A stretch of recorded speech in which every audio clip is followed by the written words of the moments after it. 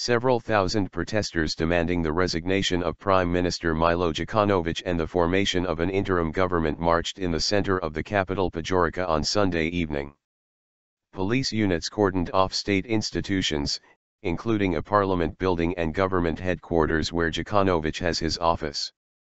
A small group of masked men clashed with police as they tried to approach the building and police fired tear gas, a Reuters witness reported. Andrija Mandic, a leader of the ex-Yugoslav republic's main opposition bloc, the Democratic Front, which organized the demonstration, urged protesters to refrain from violence. He said that the protests will continue unless their demands are met by Saturday. If until Saturday an interim government is not formed and Djukanovic is not gone, people from all over Montenegro will come to Podgorica, Mandic said. Earlier on Sunday, the country's ruling coalition and opposition parties agreed to call an extraordinary session of the Parliament's Security Committee to investigate whether the police had used excessive force at an opposition rally on Saturday. The National Security Council concluded that during the 3-week-long protests there were activities that threatened the constitutional order, stability, and security of the citizens and their property. It said the police action had been caused by unlawful behavior and active resistance of the participants.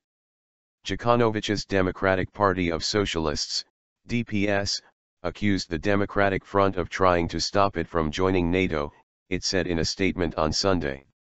The Democratic Front's supporters and MPs set up tents in front of the parliament 3 weeks ago, but police removed the tents early on Saturday morning to unblock the city's main street, prompting the Democratic Front to call for the evening protests.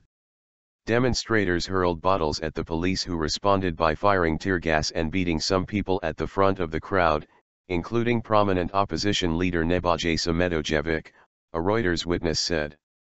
The police said 15 demonstrators were detained and 4 police officers were injured. Montenegro is a candidate for European Union membership and is also expecting an invitation to join NATO later this year.